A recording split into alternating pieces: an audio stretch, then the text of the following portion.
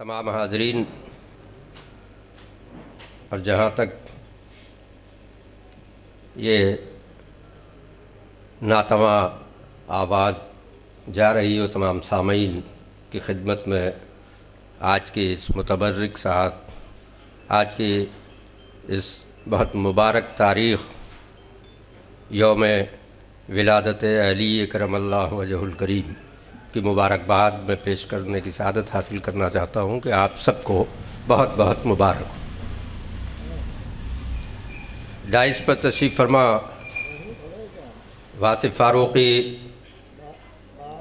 صاحب، جو آج کی اس محفل کے صدر محترم ہیں،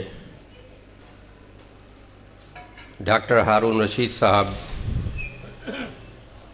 جناب خالد سبرحدی صاحب، دائس پر تشریف فرما منموہن سنگھ درد صاحب، شکیل گیاوی صاحب، اور ہمارے وطن بارہ بنکی سے تشریف لائے آج کے اس جلسے کے ناظم صغیر نوری صاحب، اور بہت ایک معتبر نام بارہ بنکی سے، یہ ہم سب کے لیے خوش قسمتی ہے کہ وہ یہاں تشریف لائے ہیں الحاج نصیر انصاری بارہ بنکوی صاحب، مزید ایک ارشاد بارہ بنکوی صاحب، حیدر علوی صاحب، سلیمان اختر ہاشمی صاحب، شکیل گیاوی صاحب جو آج کے مہمان عزیز وقار ہیں، سامنے تشریف فرما ہیں ساحل عارفی صاحب اور ڈاکٹر منصور حسن خان صاحب، جو ایک اسکول کے مینیجر ہیں، مسرور ایجوکیشنل سوسائٹی کے روح رواں ہیں، اس کے بانی ہیں، اور بڑا کام کرتے ہیں دینی اور ادبی دونوں طرح کی۔ بہرحال ان کا بھی استقبال ہے، اور تمام ہمارے وہ اراکین کی جنہوں نے آج کی اس محفل کو سجانے سنوارنے میں جس طرح سے بھی اپنا حصہ اس میں لیا ہے، اس میں سر فہرست ہیں مظہر سلمہ محمد عادل اکبر صاحب، شارق صاحب، شالو صاحب، راشد صاحب، اور بھائی عطا صاحب، یہ ہمارے رئیس بھائی بھی یہاں تشریف فرما ہیں۔ اس کے علاوہ عرفان عباسی صاحب اور بہت سارے وہ تمام لوگ، وہ تمام حضرات، جس میں سے ایک سرگرم کارکن ابا کیف، جنہیں اظہار کہتے ہیں، بہرحال وہ اور کیف کے والد ہیں، اللہ ان کی کیفیتوں میں اضافہ فرمائے۔ بہرحال اس بیچ ہمارے سنجے مصرا شوق صاحب یہاں تشریف لے آئے ہیں، ان کا بھی استقبال ہے۔ بات رہی یہ کہ آج کی اس محفل کے عنوان سے مجھے ابھی ناظم جلسہ جناب صغیر صاحب نے یہ سعادت بخشی ہے کہ میں چند کلمات عرض کر سکوں۔ بہرحال یہ بہت آسان کام تو نہیں ہے، لیکن متبرک ضرور ہے، تو میں اس کی برکتیں حاصل کرنے کے لیے حاضر ہوں۔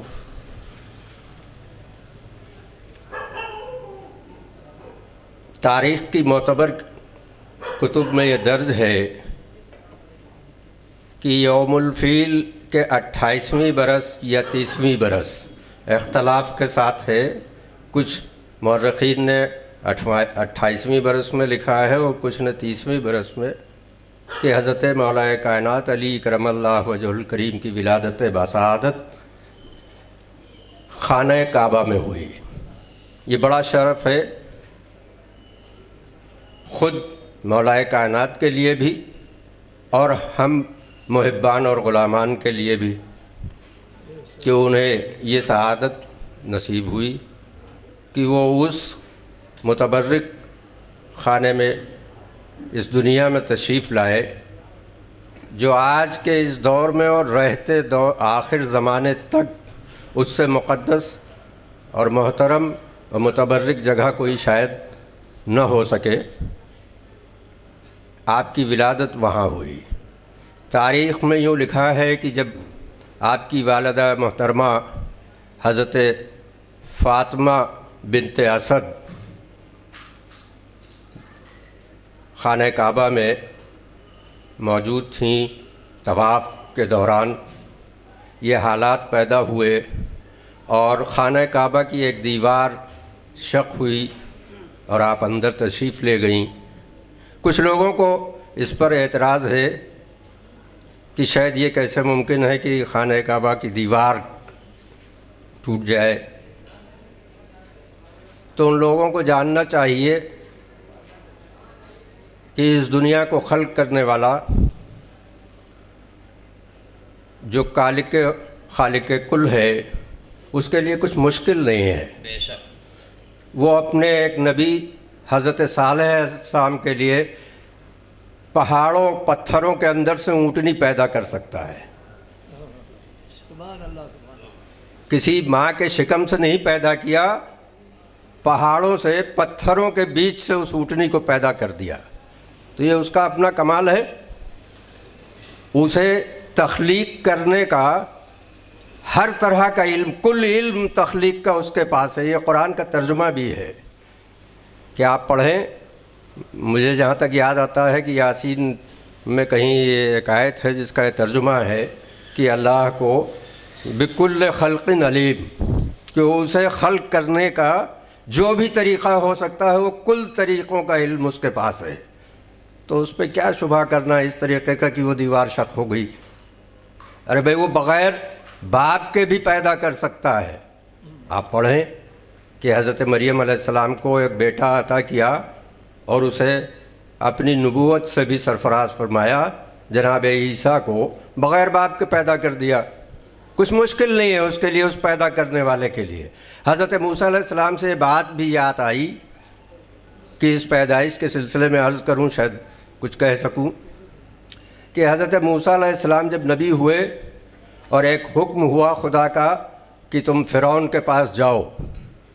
اور اس کی فرعونیت کے مقابلے میں کھڑے ہو کر معاملات کرو، تو آپ نے ایک دعا کی اللہ کی بارگاہ میں کہ اے اللہ میں وہاں جاؤں تو، لیکن پہلے مجھے کوئی ایک وزیر دے دے، کوئی میرا ایک مددگار مجھے دے دے، کوئی ایک وزیر مجھے دے دے، اور وہ وزیر بھی کون کہ جو میرا اس کے اہل ہو۔ اور پھر آپ نے ہی اپنی خواہش کا بھی اظہار کیا حضرت موسیٰ نے کہ بہتر ہو کہ مجھے میرے بھائی ہارون، جو رشتے میں میرا بھائی ہے، وہ یہ ڈاکٹر ہارون صاحب کی بات نہیں کر رہا ہوں میں، وہ کہا کہ وہ میرے بھائی کو ہارون کو میرا مددگار بنا دے تو میں وہاں جاؤں۔ تو اللہ تعالیٰ نے دعا بھی قبول فرمائی۔ اب ظاہر ہے کہ میرے آقا کو، اس کو ہونے والے کا بھی علم ہے، جو خالق ہے اسے جو کچھ ہو چکا اس کا بھی علم ہے، اور جو ہو رہا ہے اس کا بھی علم ہے، اور آگے کیا ہونا ہے اس کا بھی علم ہے، اس لیے کہ اسی کو کرنا ہے تو اس کو علم ہے ہی ہے۔ اسے یہ بھی پتہ ہے کہ میرے حبیب کی بھی ابھی ایک دعا میرے حضور پیش ہوگی کہ ایک مددگار چاہیے، لیکن اس میں میرا حبیب یہ کہے گا کہ مجھے کوئی مددگار ایسا دے جو تیرا خاص ہو، اپنے پاس سے کوئی مددگار دے دے۔ یہی ہے جو میں نے پڑھا ہے ترجمہ میں تاریخوں کی بات نہیں کر رہا ہوں، کہ ایسا کہ جو تیرے پاس سے ہو وہ ایسا کوئی مددگار دے دے۔ تو اب ظاہر ہے کہ اس کے لیے پہلے سے اللہ نے انتظام کیا کہ علی کو خانہ کعبہ میں پیدا کر دیا، اپنے گھر میں پیدا کر دیا کہ لو اسی کو تمہارا مددگار بنا کے دیتے جو میرے پاس سے آئے۔ تو اس میں کیا عجب ہے کہ آپ خانہ کعبہ میں پیدا ہوئے؟ صرف ایک بات ہے یہ عجب کہ ہم اور ہماری نسل اور ہمارے لوگ پی ایچ ڈی تو کر رہے ہیں، ریسرچ اسکالر تو ہیں ہمارے بچے، بڑی خوشی کی بات ہے، لیکن ہم اپنا دین نہیں پڑھ رہے ہیں۔ دین ہم بہت معمولی لوگ جو کاروبار کرتے ہیں، تقریر کرنے کے بھی پیسے لیتے ہیں، ان سے ہم دین سیکھ رہے ہیں۔ یہ افسوسناک ہے۔ بہرحال میں یہ کہنے کی جسارت کر رہا ہوں، مجھے معاف کیجیے گا، دین ان سے سیکھا جا رہا ہے کہ جو لوگ یہ بہرحال افسوسناک بھی ہے، سیکھنا چاہیے اور معتبر کتب کا مطالعہ کرنا چاہیے، قرآن اور حدیث کا بالخصوص، تو انشاءاللہ یہ تمام شکوک مٹ جائیں گے جو لوگوں میں پیدا ہوتے ہیں۔ تو میں عرض یہ کر رہا تھا کہ مولا کائنات حضرت علی کرم اللہ وجہہ الکریم کی ولادت خانہ کعبہ میں ہوئی اور تاریخ 13 رجب۔ رہی بات اس کی کہ آپ اللہ کے رسول کے بھی چہیتے ہیں اور اللہ کے بھی چہیتے ہیں، اور فضیلت میں اگر آپ دیکھیں تو ایک ایسی بات میں عرض کروں کہ یہ حدیث کا مفہوم ہے کہ اللہ کے رسول صلی اللہ علیہ وسلم نے ایک بار سے زیادہ، کیونکہ 2 بار تو میں نے پڑھا ہے، تو مزید جو لوگ پڑھے لکھے ہیں، مجھ جیسے کم پڑھے لکھے آدمی نے اگر 2 بار پڑھا ہے تو اس سے زیادہ کا معاملہ ہوگا کہ آپ نے عرض کیا کہ میں ہاشمی ہوں، مطلب اس میں ایک فخر ہے، افتخار محسوس کرتے ہوئے میرے آقا نے فرمایا کہ میں ہاشمی ہوں۔ اور حضرت علی حسب و نسب دونوں اعتبار سے ہاشمی ہیں، اس لیے کہ حضرت فاطمہ بنت اسد بھی ہاشمی ہیں اور حضرت ابو طالب بھی ہاشمی ہیں، اور ان سے پیدا ہوئے ہیں حضرت علی۔ حضرت علی دونوں طرف سے، طرفین سے ہاشمی ہیں۔ تو اس کے علاوہ اب بات یہ آئی کہ لوگ اس پر بھی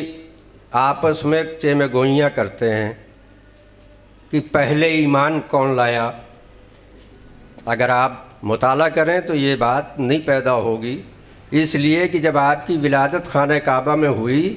تو آپ نے آنکھ نہیں کھولی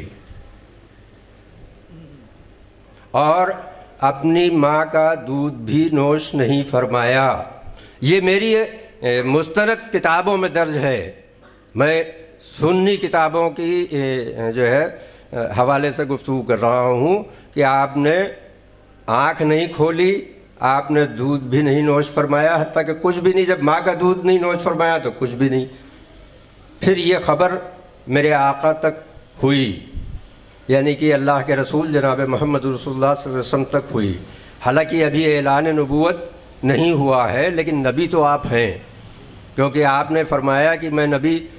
اس وقت تھا کہ جب آدم مٹی اور پانی کے درمیان تھے، تو نبی تو آپ ہیں، لیکن اعلان نہیں کیا، اللہ کی مصلحت تھی، نہیں کرایا گیا۔ آپ تشریف لے گئے، آپ نے گود میں اٹھایا تو حضرت علی نے آنکھ کھول دی۔ پھر آپ نے اپنا لعاب دہن دیا تو سب سے پہلے آپ نے آقا کے لعاب دہن کو استعمال کیا۔ یہ خوش قسمتی بھی ہے مولا کائنات کی، اور یہ خوش قسمتی بھی ہے کہ سب سے پہلے اگر آنکھ کھول کر اس دنیا میں کسی چیز کا دیدار کیا، زیارت کی، تو وہ جناب محمد رسول اللہ صلی اللہ علیہ وسلم کے چہرہ انور کی۔ ہمیں بھی اگر ایمان اور یقین اللہ پر رکھنا ہے تو اس بنیاد پر نہیں کہ میں دیکھتا ہوں کہ روز ایک سورج سویرے نکل آتا ہے اور سب کو گرمی دیتا ہے اور روشنی دیتا ہے، خدا کی نشانیوں پر نہیں، بلکہ جناب محمد رسول اللہ صلی اللہ علیہ وسلم کے حکم کے مطابق ہم اگر یہ قبول کریں کہ اللہ ہے اور وہ الہ ہے تو ہم ایمان میں ہیں۔ یعنی کہ مجھے ایمان کی بنیاد جناب محمد رسول اللہ صلی اللہ علیہ وسلم کے وسیلے سے ہے۔ تو آپ نے وہ سبق پیدا ہوتے ہوئے دیا کہ میں کسی چیز کی چاہے جتنی متبرک جگہ ہو میں اس کی زیارت نہیں کروں گا، پہلے چہرہ انور کی زیارت کی، پھر کچھ دیکھا۔ اسے سمجھنے کی ضرورت ہے۔ میں پڑھے لکھے لوگوں کے بیچ بات کر رہا ہوں، میں سمجھ رہا ہوں یہاں تمام حضرات ہمارے ہم سے سب زیادہ پڑھے لکھے لوگ یہاں ڈائس پر تشریف فرمائے ہیں۔ میں جو کہنا چاہ رہا ہوں اس کا مقصد میرا خیال ہے سمجھ رہے ہوں گے کہ یہ بات انہوں نے اپنے اس عمل سے یہ میسج دے دیا کہ کسی بھی عبادت کی حیثیت، کسی بھی عمل صالح کی حیثیت تب ہے کہ جب ہم رسول کے حکم کے مطابق کریں، ورنہ وہ اچھا عمل ہو سکتا ہے اور اس کا اجر اس دنیا میں مل سکتا ہے، 2 جہان میں نہیں ملے گا۔ دونوں جہان میں اجر اسی کا ملے گا جو رسول کے حکم کے مطابق ہو۔ اس کا اجر یہاں بھی ملے گا اور وہاں بھی ملے گا۔ تو یہ حضرت علی کرم اللہ وجہہ الکریم نے پیدا ہوتے ہی یہ میسج دیا، گویا کہ اپنے ایمان میں ہونے کا بھی ایک اشارہ دیا کہ میں ایمان میں ہوں، اس لیے اس جھگڑے میں مت پڑیے کہ پہلے کون لایا تھا۔ 10 برس کی عمر میں بچے تھے تو لائے تھے، وہ اسی وقت ایمان میں ہی تھے کہ پہلے ہی کچھ دیکھا ہی نہیں، دیکھا تو چہرہ انور دیکھا، کچھ نوش فرمایا ہی نہیں، اگر کچھ بھی نوش کیا تو وہ لعاب دہن سرکار دو عالم صلی اللہ علیہ وسلم کیا۔ گویا کہ یہ ایمان کی مضبوط علامت ہے، کوئی ضرورت نہیں ہے آگے۔ یہ الگ بات ہے کہ ایک موقع آیا جہاں پر کسی نے بھی اقرار نہیں کیا ہے تو انکار کرنے والوں میں شمار نہ ہو جائے، اس لیے آپ نے کھڑے ہو کر یہ اعلان کیا کہ ہاں ہم گواہی دیتے ہیں کہ اللہ کے رسول ہیں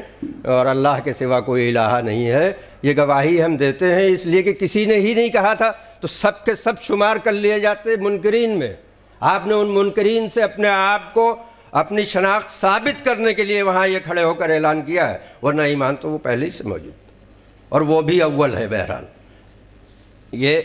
تمام باتیں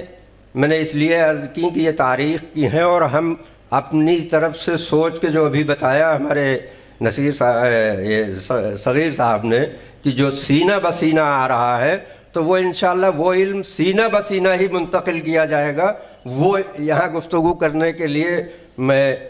بہرحال مجھے اجازت نہیں ہے، سینہ بسینہ علم سینے سے ہی جاتا ہے، وہ الگ ہے۔ یہ شرف اللہ نے مجھے عطا کیا ہے۔ میں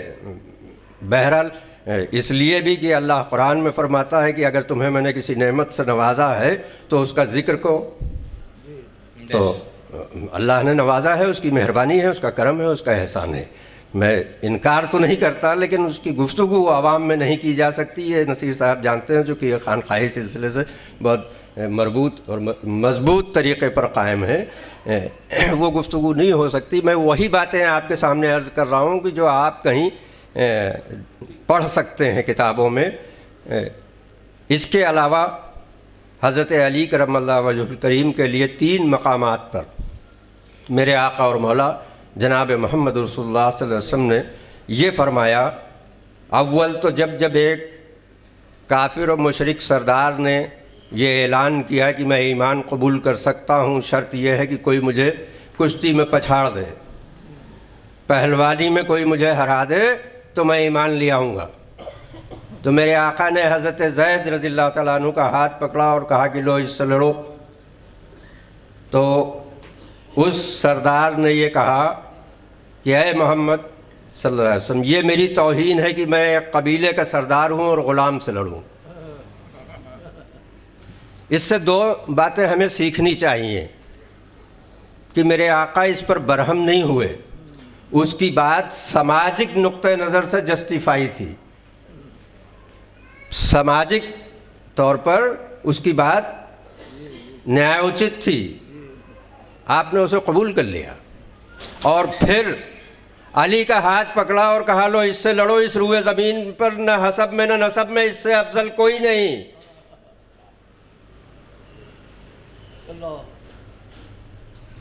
پھر ایک بار جب حضرت فاطمہ الزہرا سلام اللہ علیہا سیدۃ النساء العالمین خاتون جنت کے نکاح کا وقت آیا تو اللہ نے یہ نکاح آسمانوں پر پڑھایا فرشتوں کے درمیان، اور پھر وہی نازل کی کہ اے محمد میں نے یہ نکاح یہاں آسمان پر کر دیا، اب زمین پر تم کر دو۔ تب پھر آپ نے خاتون جنت اپنی بیٹی بطول سے یہ فرمایا کہ اے فاطمہ تم اپنے کپڑے دھو لو، میں تمہارا نکاح کر دوں۔ تمہارا نکاح طے کر دیا ہے، اور نکاح تمہارا اس سے طے کیا ہے کہ جس سے افضل اس روئے زمین پر کوئی نہیں، میں نے علی سے تمہارا نکاح طے کر دیا ہے۔ جہاں اس سے یہ بات طے ہوتی ہے کہ اس روئے زمین پر اس سے افضل کوئی نہیں، وہاں ایک بات اور بھی ہے جو ہمیں سیکھنی چاہیے کہ میرے آقا نے اپنی بیٹی کے لیے کوئی نیا کپڑا نہیں بنایا تھا، یہ کہا کہ اپنے کپڑے دھو لو۔ گویا کہ کپڑے پاک ہونا شرط ہے، اور اس کے لیے جتنے لوازمات ہم کرتے ہیں الگ سے، کہ نکاح کا ایک جوڑا نہیں آیا ہے تو ابھی گھر میں ٹنٹا ہو رہا ہے کہ صاحب نکاح کا جوڑا ہی وہاں سے نہیں آیا، نکاح کیسے پڑھایا جائے گا؟ اور آ گیا ہے تو قاضی صاحب اس بات کا انتظار کر رہے ہیں کہ وہ جو نکاح کا جوڑا آیا ہے وہ تبدیل کرا دیا جائے پہلے، تب نکاح ہوگا۔ تو ہمیں یہ میں نہیں کہہ رہا ہوں کہ نہیں، اللہ نے آپ کو دیا ہے، آپ خوب زینت کے ساتھ رہیں، پہنیں اوڑھیں، اچھے سے اچھا کریں، لیکن ادھار لے کر نہ کریں۔ یہ انتظامات اس طرح نہ کریں کہ دوسروں کے اوپر بار ہو۔ اگر اللہ نے آپ کو نوازا ہے تو کیجئے، ورنہ اس کی ضرورت اسلام میں نہیں ہے۔ پاک ہونے چاہیے کپڑے، اس پہ نکاح ہو جائے گا۔ یہ بھی اس سے ایک سبق ملتا ہے، اور یہ بات بھی طے ہوتی کہ اس روئے زمین پر کوئی افضل علی سے نہیں ہے۔ تیسری جگہ میں عرض کر دوں کہ تیسری جگہ اگر آپ کو افضلیت طے کرنی ہے تو کوئی افضل اس لیے نہیں ہے آپ سے کہ یہ تو دوسری باتیں ہو گئیں۔ اب ایک جگہ اللہ طے کرا رہا ہے، حالانکہ نبی تو جو بھی کرتا ہے وہ منشاء الہی ہی ہوتا ہے، اپنی مرضی سے نبی کچھ نہیں کرتا ہے۔ یہ بھی قرآن کا حکم ہے کہ کچھ وہ بولتا ہی نہیں سوائے اس کے کہ جو میری منشا ہے۔ لیکن پھر بھی سورہ توبہ کا نزول ہوا اور حج کے لیے لوگ جا رہے ہیں۔ ابتدائی 10 آیات نازل ہوئیں۔ اب یہ عام مسلمانوں کو وہ میسج دیا جانا تھا، وہ سبق پڑھ کر سنایا جانا تھا جو اللہ کی طرف سے آیا تھا۔ اس میں حضرت ابوبکر رضی اللہ تعالیٰ عنہ کو امیر بنا کر بھیجا جا رہا تھا، کیونکہ اس حج کے قافلے میں آقا خود بھی تشریف نہیں لے جا رہے تھے اور علی بھی نہیں۔ تو آپ نے وہ آیات ان کے حوالے کی کہ وہاں یہ پڑھ کر سنائیں۔ تو ایک پھر وہی نازل ہوئی کہ اے محمد یہ وحی ہے اور قرآن ہے، اسے یا تم پڑھو یا جو تم میں سے ہو وہ پڑھے۔ تفسیر ابن کبیر جسے جی چاہے دیکھ لے، سورہ توبہ میں تفسیر ابن کبیر میں موجود ہے کہ آپ کو پھر واپس روکا گیا، علی کو بھیجا گیا کہ ان سے آپ وہ آیات لے کر جا کے وہاں پڑھ دیں۔ تو یہ تو اللہ نے طے کرا دیا کہ قرآن اور وحی کا اعلان یا رسول کر سکتا ہے یا علی کر سکتے ہیں، یہ طے ہوا ہے۔ اور اس کے بعد بھی اگر ہمارے دماغ میں یہ بات پیدا ہو کہ علی ہمارے نہیں ہیں کسی اور کے ہیں تو میری بدنصیبی ہو سکتی ہے۔ علی سب سے پہلے ہمارے ہیں۔ اگر ہم نے کلمہ محمد رسول اللہ صلی اللہ علیہ وسلم پڑھا ہے تو سب سے پہلے علی ہمارے ہیں، اور ان کی اتباع بھی لازم ہے۔ اللہ کے رسول صلی اللہ علیہ وسلم نے یہ بھی فرمایا کہ ہرگز ہرگز وہ مومن نہیں ہو سکتا جو علی سے بغض رکھے، وہ مومن نہیں ہو سکتا۔ صحیح حدیث شریف کا ایک مفہوم عرض کرنے کی سعادت حاصل کرنا چاہتا ہوں کہ اللہ کے رسول نے فرمایا کہ جس نے علی سے بغض کیا اس نے مجھ سے بغض کیا، جس نے مجھ سے بغض کیا اس نے اللہ سے بغض کیا اور کافر ہوا۔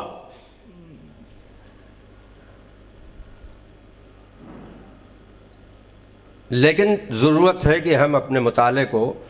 بڑھائیں، پڑھیں، اور اس کے علاوہ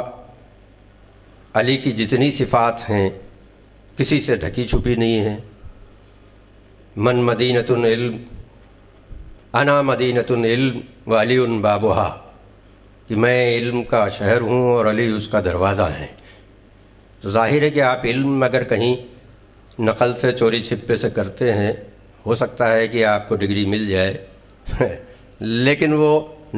آخرت کے لیے نفع بخش نہیں ہوگا۔ آخرت کے لیے علم وہی نفع بخش ہو سکتا ہے جو دروازے سے حاصل کیا جائے، جو شرفا کے طریقے سے اسکول میں جا کر داخل ہو کر پڑھ کر اور اپنا علم ڈیولپ کر کے آپ ڈگری حاصل کریں، اس کا اور ایک چور دروازے سے داخل ہو جائیں، دونوں میں فرق ہے۔ تو آپ کو اس دروازے تک جانا پڑے گا علم حاصل کرنے کے لیے، چونکہ میرے آقا کا فرمان ہے کہ انا مدینۃ العلم وعلی بابھا، کہ میں علم کا شہر ہوں اور علی اس کا دروازہ ہے۔ علی کی ضمانت رسول نے بھی لی ہے اور اللہ نے بھی لی ہے۔ یہ خوش نصیبی علی کے ہی حصے میں آئی ہے کہ جہاں ادھر سے بھی گواہی دی گئی ہے۔ ہماری پوری زندگی ہم کوشش کرتے ہیں، ہم سب شاید یہی کوشش کرتے ہیں، جو یہاں ہمارے بیچ متقی اور پرہیزگار لوگ ہیں، ہم تو خیر ناکارہ ہیں، جو متقی پرہیزگار لوگ ہیں وہ یہ کوشش کرتے ہیں کہ اللہ راضی ہو جائے، اس سے محبت کرتے ہیں، لیکن اللہ کی طرف سے بھی یہ جواب آ جائے کہ میں بھی تم سے محبت کرتا ہوں، یہ شرف صرف علی کو حاصل ہے۔ یہ شرف صرف علی کو حاصل ہے، کسی کو اس دور میں بھی نہیں حاصل ہے کہ یہ گواہی اللہ کی طرف سے آئی کہ جب خیبر کا معاملہ آیا اور خیبر جیتا نہیں جا رہا تھا، میں لمبی تفصیل میں نہیں جا رہا ہوں، وقت کم کرنا چاہتا ہوں، بات ایسی ہے کہ کم نہیں ہو سکتی، مجبوری ہے۔ تو آپ نے یہ اعلان کیا کہ اب میں کل اس کو علم دوں گا جو جیت کر آئے گا، اور کل علم میں اس کو دوں گا کہ جو اللہ اور اس کے رسول سے محبت کرتا ہے، کل میں علم اس کو دوں گا جس سے اللہ اور اس کا رسول بھی محبت کرتا ہے۔ مطلب رسول نے یہ ضمانت دی ہے کہ اللہ بھی اس سے محبت کرتا ہے، میں اس کے ہاتھ میں علم دوں گا، اور پھر علی کے ہاتھ میں علم دیا گیا اور خیبر فتح ہوا۔ خیبر فتح ہوا۔ ایک مقام نہیں ہے، آپ ہجرت فرما رہے ہیں، آپ کے بستر کا، آپ کے گھر کا محاصرہ ہے، ان قریب نعوذ باللہ من ذالک دشمنان نے فیصلہ مضبوط کر لیا ہے کہ نعوذ باللہ رسول کو قتل کر دیں گے۔ محاصرہ ہے، ساری تاریخ گواہ ہے کہ محاصرہ ہے، چاروں طرف سے گھیر لیا گیا ہے۔ ایسے میں آقا نے علی کو چنا کہ اے علی میرے پاس کچھ لوگوں کی امانتیں ہیں۔ اس میں دو میسج بھی ہیں، علی کا جو تعلق ہے وہ، اور یہ کہ امانت کی کیا اہمیت ہے کہ آقا اس حال میں ہے کہ دشمن گھیرے ہیں، جگہ چھوڑنی ہے، لیکن امانت میں خیانت نہیں ہونی چاہیے، جس کی امانت ہے وہ اس تک پہنچے۔ اس کے لیے علی کو ڈپیوٹ کیا اور کہا کہ اے علی تم میرے بستر پر لیٹ جاؤ، اور یہ امانتیں میں تمہارے حوالے کرتا ہوں، یہ امانت صبح سو کر اٹھنا تو لوگوں کو امانت پہنچا کر تب آنا۔ آپ بالکل طے کیجئے کہ کسی بھی آدمی کو اگر اس حالت میں لٹا دیا جائے گا تو ڈر کے مارے یا تو اس کے اوپر غسل واجب ہوگا اور کپڑے بدلنا پڑیں گے، اور یا پھر کم سے کم وہ رات بھر جاگے گا اگر بڑا بہادر ہے، سو تو نہیں پائے گا۔ لیکن جب ان کے احباب نے، صحابیوں نے آپ سے پوچھا کہ اے علی وہ رات کیسی گزری، تو کہا کہ آج تک خدا کی قسم اس طرح سے نیند کبھی نہیں آئی جیسی نیند سے میں سویا ہوں، اس لیے کہ میں رات بھر اپنے رب سے روتا اور گڑ گڑاتا تھا، اور ڈر اور خوف کے عالم میں راتیں گزرتی تھیں کہ پتہ نہیں صبح نصیب ہوگی کہ نہیں۔ لیکن آج صبح نصیب ہونے کی ضمانت مل چکی تھی، اور میرے زندہ باقی رہنے کی ضمانت مل چکی تھی کہ میرے آقا نے یہ فرمایا تھا کہ اے علی سو جاؤ اور صبح اٹھ کر یہ امانتیں واپس کرنا۔ گویا میری زندگی کی ضمانت میرے آقا نے لے لی تھی۔ تو اس بے خبری اور اس چین کی نیند پوری زندگی میں کبھی نہیں سویا۔ یہ ہے مقام علی، اور یہ ہے علی کی فکر، اور یہ ہے علی کا معاملہ۔ لیکن ہم تک شاید یہ چیز پہنچائی نہیں جا رہی ہے، اس میں ہمارے اکابر بھی کہیں نہ کہیں ذمہ دار ہیں۔ میں خیر سب تو نہیں ہے ورنہ ہم تک کیسے پہنچتی، لیکن کچھ لوگ ضرور ہیں کہ کچھ لوگ ضرور ہیں کہ جو ان باتوں کی ضرورت ہے کہ ہم تک پہنچنا چاہیے، جو نہیں پہنچ رہی۔ مزید یہ دو باتیں اور ہم سے، آپ میں گراں تو نہیں لگ رہا ہوں، آپ حضرات کو وقت دے رہا ہوں میں تو۔ ایک بار واقعہ ہے یہ کہ اللہ کے رسول صلی اللہ علیہ وسلم ایک محفل میں تشریف فرما، اور آپ نے خوشخبری سنائی، تمام صحابہ جمع ہیں، اور کہا کہ ایک ایسا خوش قسمت کہ جس کے اللہ نے جس کے دل کو چن لیا ہے، ایمان کے لیے چن لیا ہے، اس کا انتخاب کر لیا ہے۔ تمام صحابہ کرام نے اس میں تاریخ میں نام کے ساتھ ہے کہ حضرت ابوبکر رضی اللہ تعالیٰ عنہ نے حضرت فاروق اعظم نے اور تمام اصحاب نے بڑھ بڑھ کر پوچھا کہ یا رسول اللہ وہ کون ہے، یا رسول اللہ وہ کون ہے؟ تو کہا ابھی ہے وہ کہ جو میرے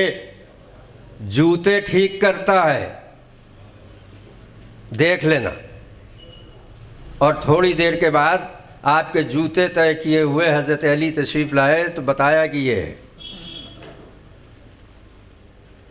یہ اللہ کی طرف سے طے ہو گیا، اور ہم طے کرنے میں نہ جانے کتنے ہیں۔ اچھا یہ عجیب بات ہے صاحب کہ آپ کوئی بات کریں، اگرچہ فضیلت اہل بیت اور فضیلت علی بیان کرنے لگیں تو لوگ ایک سوال کرتے ہیں کہ صاحب یہ کہاں ہے، کس کتاب میں ہے، کون سی حدیث میں ہے؟ اگر یہ سوال بقیہ جگہ پر بھی ہو تو میں کہوں کہ یہ تحقیقی ذہن ہے، اچھی بات ہے، جاننا چاہیے، اس کا حق ہے۔ لیکن اور کہیں آپ کہیں مجھے یاد آیا، مجھے مرحوم دوست اپنے سعید اختر نظامی صاحب کا ایک واقعہ میں چاہتا ہوں، اگر آپ لوگ اجازت دیں تو میں اس کا کہ کہیں ایک محفل تھی اور اس میں ایک عالم دین مرحوم اللہ ان کے مقامات بلند کرے وہ بیان فرما رہے تھے، اور انہوں نے بتایا کہ جب آقا معراج پر تشریف لے جا رہے تھے تو چوتھے آسمان پر ایک کندھے نے سہارا دے کر آقا کو جو اوپر اٹھایا تو اس فرشتے کی شکل ہو بہو حضرت ابوبکر رضی اللہ تعالیٰ عنہ کی تھی، سبحان اللہ۔ اور وہ بھی یہ کہہ کر اور یہ واقعہ سنا کر مجھے بالکل کیفیت میں تھے مرحوم ہمارے دوست سعید اختر صاحب، تو میں نے بھی کہا سبحان اللہ، میں نے کہا اور پھر اس کے آگے، تو میں نے اس کے آگے کیا بس یہ بات میں نے بتانی تھی وہ بتائی، جو عالم دین نے بتائی تھی میں نے بتا دی، تو میں نے کہا نہیں ابھی واقعہ یہ ادھورا ہے۔ کہنے کیسے؟ تو میں نے کہا جب آپ اسی طرح، وہ صحیح ہے، جب آپ تشریف لے گئے 7ویں آسمان پر تو آپ کے لیے ایک ہاتھ نکلا اور بڑھا، اس نے بلایا تو وہ ہاتھ حضرت علی کا تھا، تو وہ بہت زور سے میرے اوپر، ان کو حق بھی تھا کہ تم یار ہر وقت اسی طرح کی بات کرتے ہو، میں اسی طرح۔ تو میں نے کہا اگر چوتھے آسمان پر حضرت ابوبکر پہنچ سکتے ہیں اس میں آپ کو کوئی شبہ نہیں ہے، تو 7ویں آسمان پر اگر علی کا ہاتھ آ گیا تو آپ کو کیا پریشانی؟ میں یہ نہیں کہہ رہا ہوں کہ وہ علی کا ہاتھ تھا، بالکل نہیں کہہ رہا ہوں، لیکن بات یہ ہے کہ اگر وہاں وہ پہنچ سکتے ہیں تو 7ویں آسمان پر علی پہنچ سکتے ہیں، اس لیے کہ اللہ نے شب معراج جب گفتگو کی تو اپنے حبیب کی مہمان نوازی میں چونکہ اسے زبان نہیں ہے تو اس نے لہن اور لہجہ علی کا اختیار کیا، چونکہ اس دنیا میں سب سے زیادہ پسندیدہ آواز محمد رسول اللہ کو علی کی تھی، تو اللہ نے کلام کیا ہے تو علی کے لہجے اور آپ کے لہن میں کیا ہے، تو وہ ہاتھ بھی ہو سکتا ہے بھائی۔ تو کہنے یار تمہاری بات میں تو میں نے کہا کہ بھائی اس کے اوپر زور دیجئے، اس طرح کی باتیں کہہ کر کسی کی تحقیر اور کسی کی تفضیل مت کیجئے، جس کے لیے اللہ اور اس کے رسول نے طے کر دیا اس کو مان لیجئے، اس میں پریشانی ہے۔ اور اس میں بلا شبہ کہ حضرت ابوبکر کا مقام بہت بلند ہے، بلا شبہ ان کا مقام بہت بلند ہے، اور جو قربانیاں انہوں نے دی ہیں آقا کے لیے اس کو کوئی ڈینائی نہیں کر سکتا، ان تمام اصحاب کے احسان ہیں۔ لیکن میں ایک بات اور عرض کر دوں کہ اسے بھی سمجھنا چاہیے کہ آپ تاریخ کے اس جملے کو مت پکڑیے، اپنی عقل کو زور دیجئے کہ میں ابھی یہاں اتروں اور اگر یہ ارشاد صاحب میرے جوتے کھسکا دیں ضیافت میں، کیجیے گا نہیں ایسا، تو یہ ان کا احسان ہوگا میرے سر پہ، لیکن اگر مظہر سلمہ اس جوتے کو اٹھائیں اور اس پر لگی گرد اپنے گال سے پوچھیں اور تب مجھے پہنائیں تو کوئی احسان نہیں ہوگا، چونکہ وہ میرا بیٹا ہے، ان کا احسان ہے۔ علی نے خود قربانی دی، علی کی اولادوں نے قربانی دی، آگے تک جہاں جہاں ضرورت پڑی منکرین سے جب جب خروج کیا ہے تو اولاد علی نے کیا ہے، لیکن کوئی احسان نہیں ہے، اس لیے کہ وہ رسول کے بھائی ہیں، رسول کے داماد ہیں اور اللہ کی طرف سے انتخاب کیے ہوئے ہیں۔ اللہ نے ان کو کوثر عطا کیا ہے، انہی کی اولادوں کو کثرت سے نوازا ہے، یہاں تک کہ حضرت عبد القادر جیلانی رحمۃ اللہ علیہ، حضرت غوث الاعظم جنہیں ہم احترام سے کہتے ہیں، بڑا مقام ہے ولایت میں، ہو سکتا ہے کسی کو اختلاف ہو کہ بعد از مرگ اب کچھ نہیں ہے، لیکن جب تک تھے تب تک سب کا اقرار ہے۔ حضرت معین الدین چشتی بادشاہ ہے ہندوستان، ہمارا عقیدہ ہے کہ ان کا فیض آج بھی رواں ہے، لیکن آپ کا ہو سکتا ہے کہ آپ اس وقت تک تو مانیں گے کہ جب تک وہ تھے انہوں نے جو کام کیا ہے وہ کسی نے نہیں کیا ہے۔ حضرت مخدوم شاہ امینہ یہاں ہے موجود، زندگی بھر جو انہوں نے کیا اس کو تمام علماء تسلیم کرتے ہیں بلا اتفاق۔ اس میں ہمارا اختلاف ہو سکتا ہے کہ بھئی ہم آج بھی اس درگاہ کو، اس چوکھٹ کو فیض رسا پاتے ہیں، ہم فیض حاصل کرتے ہیں، لیکن اس وقت تک کسی کا انکار نہیں ہے۔ حضرت مخدوم شاہ سارنگ، حضرت شاہ عبد الرحمن چشتی عباسی العلوی جد محترم، جن کا میں سب سے ناکارہ ترین اولاد آپ کے سامنے کھڑا ہوں، اولاد در اولاد، وہ مقامات ہیں جہاں فیض کا دریا جاری ہے۔ کچھوچھا حضرت شاہ سمنان، نظام الدین محبوب الہی، علی احمد صابر کلیری، ایک فہرست ہے علی سے لگا کر یہاں تک، اور جب تک یہ دنیا ختم نہیں ہوگی آخری امام جناب امام آخر الزماں تک یہ نسل اسی طرح دین کو فیضیاب کرتی رہے گی۔ یہ فخر کسی کو نہیں حاصل ہے، اس کو میں پورے چیلنج کے ساتھ کہتا ہوں، اگر کوئی ثابت کر دے گا تو پوری زندگی جیسے وہ کہے گا ویسے گزاروں گا کہ یہ فخر کسی کو نہیں حاصل ہے کہ علی سے لگا کر، اور جب تک دنیا ختم نہیں ہوگی اس وقت تک ایک بندہ کوئی نہ کوئی اس نسل کا محمد رسول اللہ صلی اللہ علیہ وسلم کی شریعت کو، اللہ کے دین کو اسی طرح سرسبز و شاداب کرتا رہا ہے اور کرتا رہے گا۔ یہ کسی کو یہ مقام نہیں حاصل ہے الا علی کو، کسی کو یہ مقام نہیں حاصل ہے کہ جس کے 2 بیٹے جنت کے سردار ہو،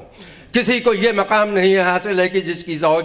جنت کی سردار ہو، اور جب وہ وہاں جائے تو یہ آواز اٹھائی جائے تمام فرشتوں سے اور تمام لوگوں سے کہ اپنی نظریں نیچی کر لو کہ حضرت خاتون جنت تشریف لا رہی ہیں۔ کسی کو یہ فخر نہیں حاصل ہے آپ ان کے شوہر ہیں۔ نہ علم میں، نہ مقامات میں، نہ فضیلت میں کوئی نہیں ہے۔ اللہ کے رسول نے فرمایا کہ جو گتھی کسی سے نہ سلجھتی ہو علی کے پاس جاؤ سلجھ جائے گی۔ اور شجاعت کے بارے میں آپ کو معلوم ہے، جو کچھ ہے وہ سب کو آیا ہے۔ ایک فضیلت شجاعت میں بھی سنیں کہ ایک غزوہ ہے، علی کی تلوار ٹوٹ گئی، اسی میں ایک صحابی رسول کی تلوار ٹوٹی، آپ نے ان کی عرض سنی اور ایک لکڑی کا ڈنڈا ہاتھ میں دیا کہ جاؤ اس سے لڑو۔ وہ صحابی کا ایمان بھی دیکھیے کہ وہ اس لکڑی کے ڈنڈے سے لڑتے رہے اور تلوار کا مقابلہ کرتے رہے، اس پر بھی غور رہے۔ لیکن پھر وہ موقع آیا کہ علی کی بھی تلوار گئی تو وہ بھی آقا کے حضور آئے، لیکن اب انہوں نے لکڑی کا ڈنڈا نہیں دیا، انتظار کیا۔ ڈاکٹر ہارون رشید صاحب یہاں تشریف فرما ہے، بتائیں کہ ان کو کوئی لکڑی کا ڈنڈا نہیں دیا گیا بلکہ انتظار کیا گیا، پھر آسمان سے تلوار اتری، ملک تلوار لے کر آئے، وہ پیش کی گئی حضرت علی کو کہ یہ تلوار آئی ہے اس سے لڑو جو۔ اب میں کیا، میرا خیال ہے کہ میں تو اس کو مکمل نہیں کر پاؤں گا، لہٰذا جہاں پہ ختم کر دیا جائے وہیں ٹھیک ہے، اس لیے کہ شعراء بیٹھے ہیں اور اس میں کچھ لوگ ایسے بھی ہیں کہ جو یہ سوچ رہے ہوں گے کہ کیا بیوقوفی کا کام کیا کہ ان کو پہلے بلوا دیا جائے بعد میں بلواتا۔ بہرحال میں یہ سمجھتا ہوں کہ ضرورت صرف اس بات کی ہے کہ ہمیں اپنے علم کو ڈیولپ کرنا چاہیے، معتبر کتب کا مطالعہ کرنا چاہیے، قرآن اور حدیث پر خاص کر ہماری مرکزیت ہونی چاہیے کہ ہم انہیں نہ صرف تلاوت کریں ثواب کی نظر سے بلکہ اس کو پڑھیں اور سمجھیں، اور اس سے اپنی، چونکہ قرآن اترا ہی اس لیے ہے، یہ سب کے لیے ہے، خالی مسلمانوں کے لیے نہیں ہے، مسلمانوں کے لیے رحمت ہے، لیکن یہ قرآن دستور زندگی سب کے لیے ہے۔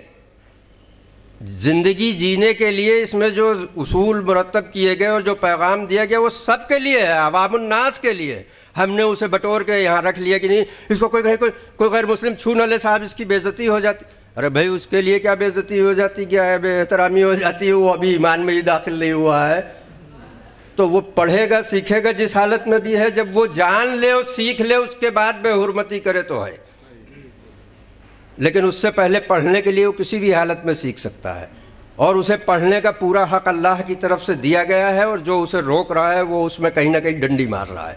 اللہ نے یہ کتاب تمام مخلوق کے لیے، اپنے عوام الناس کے لیے اتاری ہے، جن سے سوال ہونا ہے،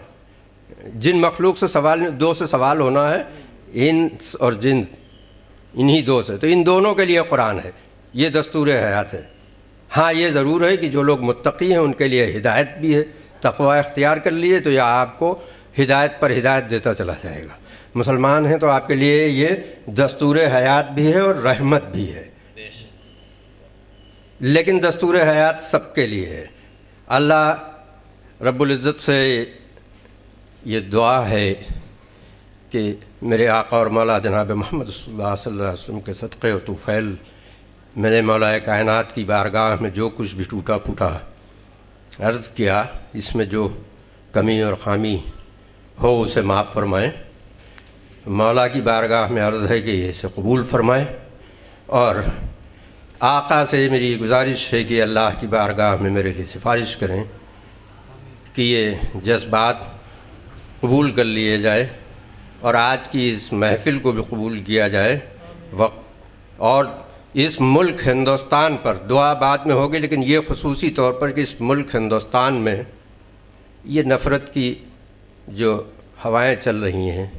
اے پروردگار اپنے حبیب کے صدقے